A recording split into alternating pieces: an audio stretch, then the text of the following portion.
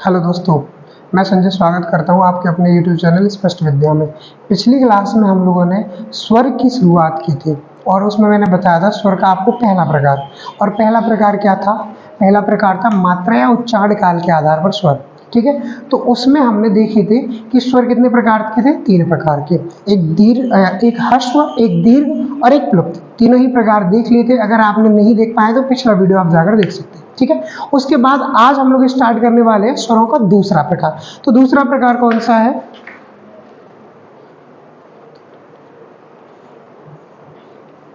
तो दूसरा प्रकार है जीभ की क्रियाशीलता। जीभ की क्रियाशीलता के आधार पर स्वर। अच्छा, जीभ क्या क्रिया कर रही है उसके आधार पर स्वर हमें देखने हैं। मतलब जब भी हम स्वरों को बोलते हैं तो उसमें हमारी क्रिया, जो जीभ जो है वो क्रिया करती है, तो वो किस तरीके से क्रिया करती है उसे यहाँ पर जीभ को 3 भागों में तोड़ देंगे हम। जीभ को कितने भागों में? 3 भागों में। एक अग्र, एक मध्य और एक पश्च। कौन सा? पहला आता है आपका अग्र स्वर, दूसरा आता है आपका मध्य स्वर और तीसरा आता है पश्च स्वर। तीसरा कौन सा? पश्च स्वर। चलिए, अगर हम बात करें तो ये है मतलब जीभ का आगे वाला हिस्सा, ये मध्य वाला हिस्सा, ये पश्च वाला हिस्सा। ठीक है, अब यहां पर हम सारी चीजों को प्रैक्टिकली भी देख लेंगे। अगर मैं बात करूं कि अग्र स्वर में कौन कौन से स्वर आते हैं, तो अग्र स्वर में स्वर आते हैं आपके ए, ई, ए, ए, ए, ए, और इसमें एक आपका आता है रे। कौन सा? रे। ठीक है, फिर उसके बाद अगर हम बात करें मध्य स्वर की, तो मध्य स्वर में सिर्फ एक स्वर आता है जिसे हम लोग आ कहते हैं। क्या कहते हैं? आ। इसे बोलेंगे तो एकदम जीभ नीचे को झुकेगी, आ। ना आगे की जीभ क्रिया करेगी ना पीछे की जीभ क्रिया करेगी, सिर्फ मध्य वाले। ठीक है, फिर उसके बाद तीसरा आता है आपका पश्च स्वर। अब ये पश्च स्वर कौन सा है? तो जो बच गए वही पश्च स्वर है। आ, उ और ओ। ठीक है, देखिए 5 ये, छठवा ये और फिर 5 ये, हो गए 11। ठीक है, एक बार इन्हें बोलकर देख लीजिए। अगर जब आप अग्र स्वर को बोलेंगे तो जीभ का आगे वाला हिस्सा ए, ए और रे। ठीक है, फिर उसके बाद मध्य में कौन सा आता है? आ। मध्य में कौन सा? आ। इसे बिल्कुल एकदम मध्य वाले हिस्से से बोला जाता है। फिर उसके बाद आ, उ, ओ। ठीक है, तो यहां पर जीभ की क्रियाशीलता के आधार पर जो है स्वर कितने प्रकार के हो गए? 3 प्रकार के। एक अग्र स्वर, एक मध्य स्वर, एक पश्च स्वर। ठीक है, तीनों को नोट कर लीजिए।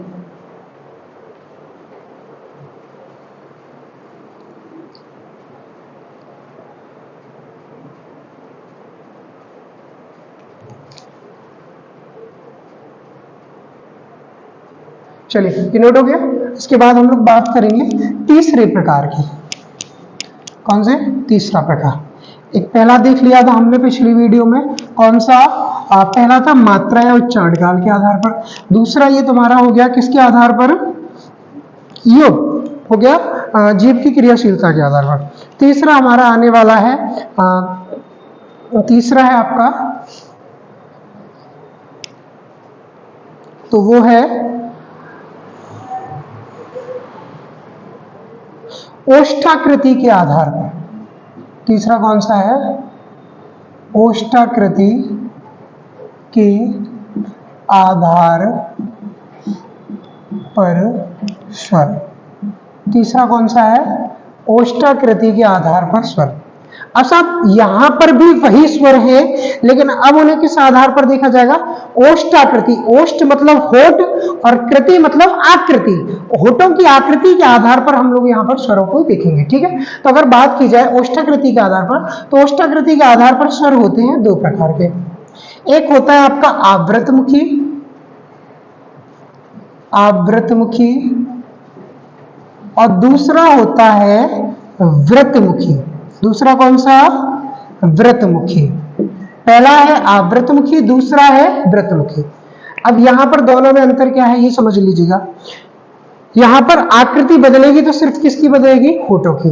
यहां पर हमें अगर देखना है तो किसे देखना है, होठों को देखना है। यानी कि अगर हम बात करें यहीं पर तो अगर आप देख लीजिएगा कि ऐसे स्वर जिन्हें बोलने में, ऐसे स्वर जिन्हें बोलने में होठों की स्थिति आधी गोल हो जाए वो आवृतमुखी कहलाएंगे।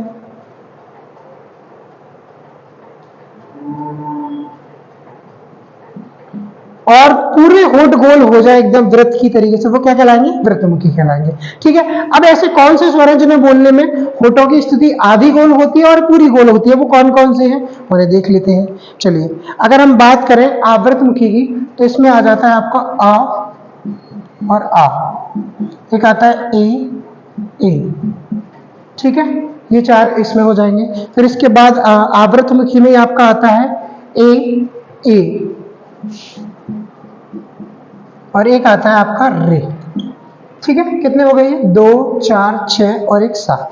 बाकी बचे कौन कौन से, वो बचे ओ ओ, ये 4 बचे। ठीक है भाई, तो ये जो है अगर आप इन्हें बोल के देखोगे तो होठों की स्थिति पूरी तरीके से गोल हो जाएगी। जैसे उ बोल के देखा तो होठ एकदम गोल, ओ बोल के देखे तो होठ एकदम गोल। ठीक है, लेकिन इन्हें बोलकर देखोगे तो होठ गोल तो होंगे लेकिन पूरी तरीके से गोल नहीं होंगे। ठीक है, ये नोट कर लीजिए भाई।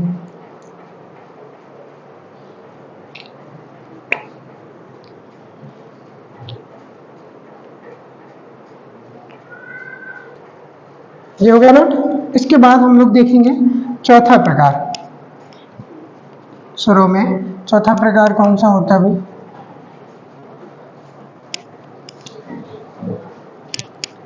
स्वरों का चौथा प्रकार देख लीजिए। तो स्वरों का चौथा प्रकार आता है आपका तालु की स्थिति के आधार पर स्वर। डी मान लीजिए, तालु की स्थिति के आधार पर स्वर, तालु की स्थिति के आधार पर स्वर। अब तालु की स्थिति पे यहां पर क्या देखेंगे, तालु जो गले का जो ऊपर वाला हिस्सा होता है, कंठ से जो ऊपर का हिस्सा होता है वो तालु कहलाता है। ठीक है, तो तालु की स्थिति के आधार पर अगर हम स्वर देखेंगे तो वो कितने प्रकार के होते हैं, तो वो होते हैं 4 प्रकार के। कितने प्रकार के, 4 प्रकार के। चारों प्रकार देख लेते हैं भाई कौन कौन से। तो पहला प्रकार होता है आपका वो है संवृत स्वर। कौन सा, संवृत स्वर। ठीक है, फिर दूसरा प्रकार आता है आपका अर्धसंवृत स्वर।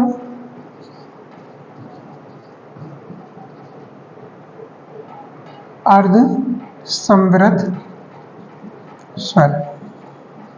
उसके बाद तीसरा आता है आपका वो है विवृत स्वर।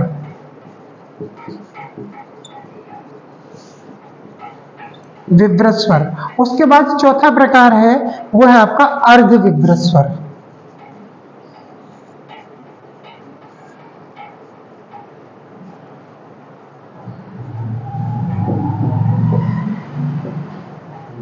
अर्धविवृत स्वर। ठीक है, चारों को देख लेते हैं। तो संवृत का मतलब होता है बंद। संवृत का मतलब क्या होता है, बंद। जिन्हें बोलने में स्वर लगभग बंद सा ही रहे वो क्या होगा, संवृत स्वर कहलाएंगे।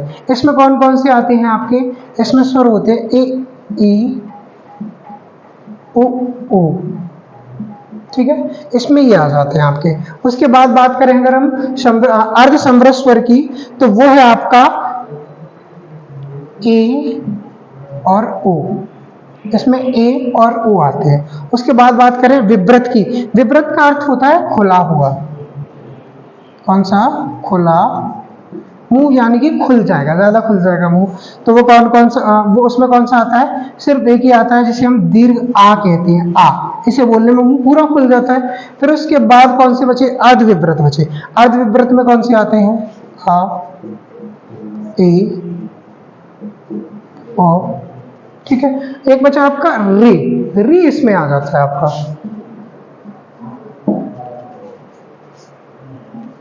चलिए ये नोट कर लीजिए।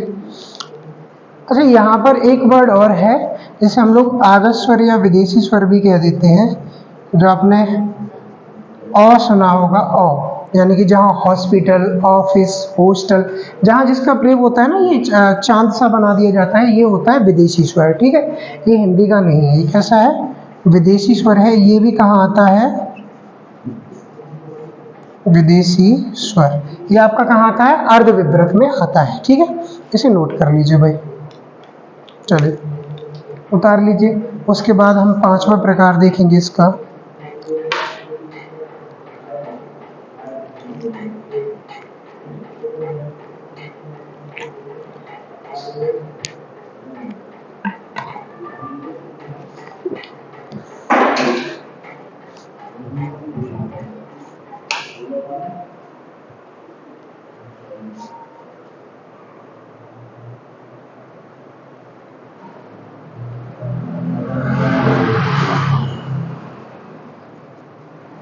चलिए नोट हो गया ये। इसके बाद अगला देखते हैं हम।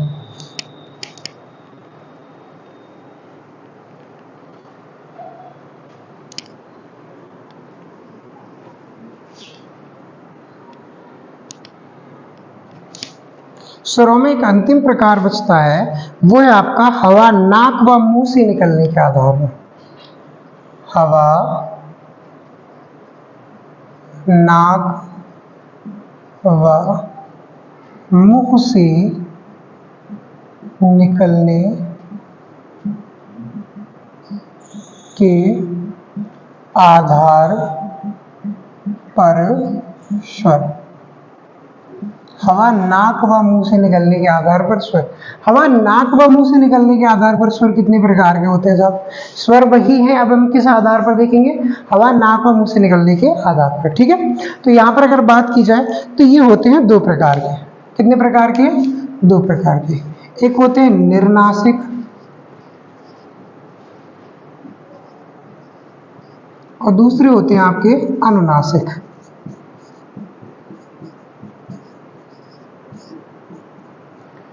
निर्नासिक का मतलब हम यहां पर कह सकते हैं कि मौखिक स्वर।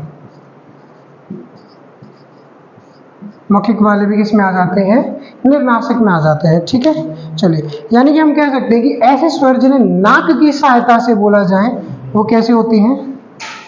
नाक से हम कह सकते हैं नाक में झंझनाहट। नाक में झंझनाहट जब होती है तो वो क्या कहलाता है? आपका अनुनासिक कहलाता है।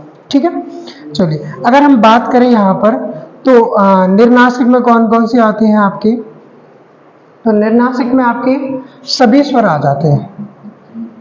आ इ ई ओ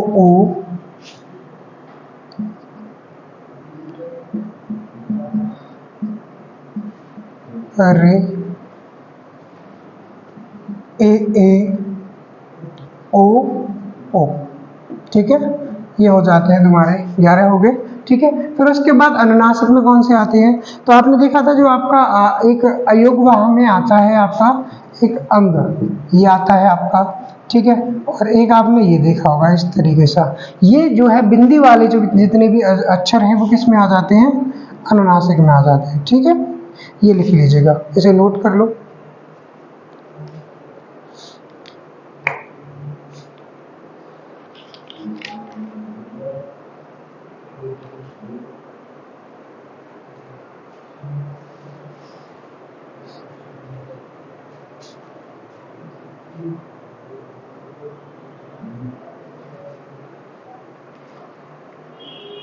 चलिए, ये कंप्लीट हो गया, नोट हो गया होगा आपका।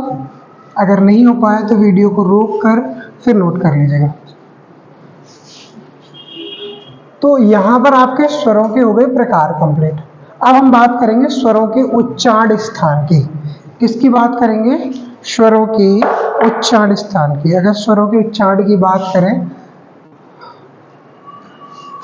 ये प्रकार नहीं है, ये हम स्वरों का उच्चारण देख रहे हैं। क्या देख रहे हैं? उच्चारण। तो स्पेशल हेडिंग बना लीजिए, स्वरों का उच्चारण। स्वरों का उच्चारण। ठीक है दोस्तों, चलिए अगर हम बात करें स्वरों के उच्चारण की तो इसे जो है 6 भागों में डिवाइड किया जाता है। कितने भागों में? 6 भागों में। एक होते हैं आपके कंठे स्वर, दूसरा भाग होता है आपका तालव्य स्वर, तालव्य स्वर, तीसरा भाग होता है आपका मूर्धन्य स्वर, ठीक है। फिर उसके बाद चौथा भाग होता है आपका, वो होता है आपका ओष्ठ स्वर, यानी कि जो ओठों की सहायता से बोले जाते हैं, ठीक है। फिर उसके बाद पांचवा भाग होता है आपका, वो होता है आपका कंठ तालव्य स्वर, कंठ तालव्य स्वर। और उसके बाद छठवां कौन सा बचता है? तो वो है आपका कंठोष्ठ स्वर, ठीक है। ये इनके उच्चारण स्थान है। एक एक करके सभी देख लेते हैं। कंठ से कौन से बोले जाते हैं? तो कंठ से जैसे आपकी वर्णमाला शुरू होती है ना, वो आ, आप इन्हें बोलकर देखोगे यहाँ पर, तो यहां से आवाज निकलती है कंठ से आ, ठीक है। फिर उसके बाद दूसरा है आपका तालव्य वाले। तो तालु से कहा, तालु से कौन से स्वर बोले जाते हैं? ए, याद रटने की जरूरत नहीं है, ये क्रम भी सीधा है, आ, ई, उ। लेकिन बस यहाँ पर ये चेंज हो जाता है, मूर्धन्य में सिर्फ एक ही आता है, रे। यानी कि जिन्हें बोलते समय जो है मसूड़े से जीभ चल जाएगी, वो कौन से हो जाते हैं आपके? रे हो जाता है, एक ही है वो, ठीक है। उसके बाद अगला आता है आपका ओठ। अब ओष्ठों की सहायता से कौन से बोले जाते हैं? तो वो है आपके ओ।